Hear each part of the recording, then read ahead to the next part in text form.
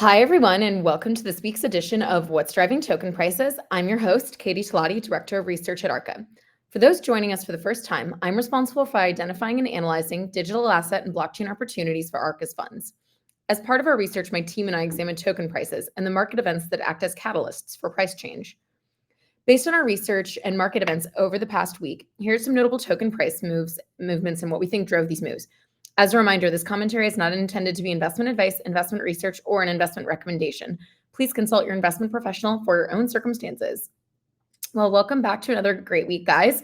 It has been pretty interesting, mostly from the perspective of we've seen Bitcoin top out over 50,000 finally, and Ethereum yesterday touched 3,000. Of course, today everything's down a bit. Bitcoin, Ether down a couple percentage points, and the rest of the market had a bit of a flush out, as they would call it. So we're seeing asset prices down across the board. Some other kind of interesting news was that today USDC announced that they're not going to be issuing USDC on Tron anymore. Again, very interesting, particularly since a majority of USDT Tether stablecoin is issued on Tron. So we'll see where things go from there. If that'll move the kind of shift the distribution of stables around in the ecosystem. But for today, we've got a couple tokens to talk about, so we will dive right in. Okay, so first up, we have to talk about, of course, STRKnet. So yesterday, claims opened for the STRKnet airdrop, which distributed about 9% of the token supply to an estimated 1.3 million wallets. So STRKnet, for those who aren't familiar, it's a layer 2 protocol that utilizes zero knowledge, or ZK for short, proofs. And it's been live for quite a while, actually, since I think 2021. They previously served as the home to DYDX, to the centralized perp futures exchange. And so they've been around for quite some time. So this airdrop was very long awaited. So the airdrop was only given to those who had actually used the apps on the L2 prior to 2022.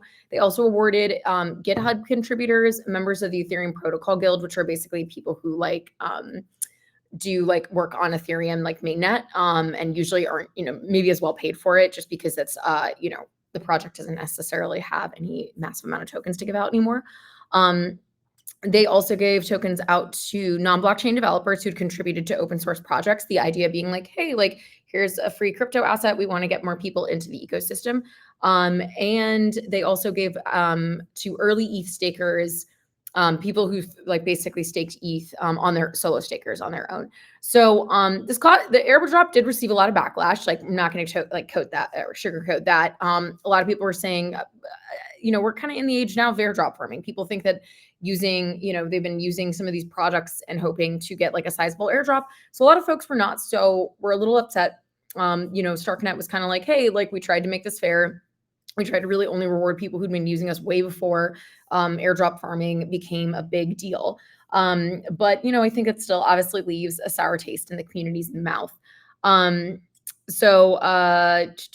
The other big issue that's definitely hit some road bumps for these guys is they actually have also a bit of more of a suspicious unlock schedule. A lot of the investors in team tokens are going to unlock as early as April of this year, which some folks have, kind of raised eyebrows at, said, all right, you're, launching a token with only 9% of the supply and you're 3xing the supply in April.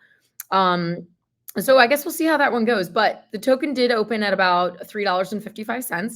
It has since, though, traded down to $181, which still represents, by the way, a $1.3 billion circulating market cap and a fully diluted valuation of $18 billion, making it one of the largest layer 2 protocols. So while the STRK token is down 50% so far, we can expect it to maybe perform better in the future. All right, next up, we're actually going to talk about a blockchain merger. Last week, a proposal was passed to merge the Clayton blockchain with the FNSA blockchain. This was formerly the Line blockchain product, in order to create what they're calling Asia's largest Web3 ecosystem. So if you're not familiar with Clayton, they're kind of like a more enterprise-focused blockchain out of Asia. They've been around for a few years. Line blockchain, kind of in a similar fashion, although Line was a little bit more focused on payments. They're now, like I said, known as FNSA. And so the two of them decided that they were actually going to combine their project's ecosystems. So this is going to include combination of 420 dApps and also 45 governance members. The plan also mentioned that they're going to be revealing all new tokenomics in the near future, including a plan to eliminate uncirculated tokens. Unclear what that means, but could potentially be interesting if both, reducing the overall kind of like, or bringing the fully diluted market valuation in line with the circulating. So while we've seen a handful of mergers in the past between crypto projects, it's becoming more of a trend. There's obviously increasing competition, especially in the layer one space. And so this would be interesting to watch to see, what actually happens with this newly formed blockchain. Also, who gets to keep their name? I don't actually know. They didn't say. So, like I said, that was an interesting one. The KLAY token is down 8.9% for the week, however, and the FNSA token is down 10.4% for the week. All right, last up, we're going to talk about ApeCoin. So Ape has had a ton of stuff going on this week. So first up, the Ape community announced this last week that they're going to be using Arbitrum for the home of Ape Chain. So this was the previously announced chain that, if people haven't been keeping up, back in, I think it was 2022 when ApeCoin, when Yuga Labs launched Other Side, which was the metaverse world for all of their IP products, which includes Bored Ape Yacht Club, Mutant Ape Yacht Club, Kennel Club, Yacht Club, but they had all these different NFT projects. And so they created this metaverse for them. They launched some of it on Ethereum. However, Ethereum, as we know, it just got clogged. Transaction fees were so expensive. They had a lot of community members complaining. So they said, we're going to build Ape Chain. We're going to have our own chain, application specific, that's going to host our metaverse, that's going to host our marketplace. So with that, they've announced that they've chosen through governance that they're going to be doing that they're going to be using Arbitrum. And basically, they've chosen Arbitrum. They said they have the best gaming capabilities. They're going to be a layer 3 project on Arbitrum this way. Interestingly, though, at the same time, they also announced that Bored Ape Yacht Club and the other IPs in the Yuga portfolio are going to be available to trade on Magic Eden's NFT marketplace. And transactions are going to be done using ApeCoin, which many are very excited about, since to date, so far, ApeCoin has really only been used as staking rewards for folks who are staking their either Ape or their NFTs. The next bit of news was that Yuga Labs also announced that they purchased Proof.xyz, which is the company that owns the Moonbird NFT project. Moonbirds had a huge mint. Again, I think it was like back in 2022. A lot of people ended up, making 6 figures or more on some of these assets.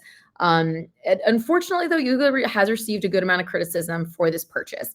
A lot of folks have said that, they've really not been great at supporting the current IPs in their portfolio. So why are they going out and buying more when they can't seem to kind of like generate revenue or generate value for these collections? And so we will see how that goes. The last bit of news just out this morning was the Yuga Labs CEO, Daniel Allegre, actually announced he's stepping down. And Greg Solano, the co-founder of Yuga, is going to be stepping back into the CEO role. The market must have liked this because Ape is up 6.6% for the week. All right, that's all I got for you guys this week. I hope you enjoyed our insights. Tune in here again next Wednesday at 1 p.m. Pacific to hear what's driving token prices.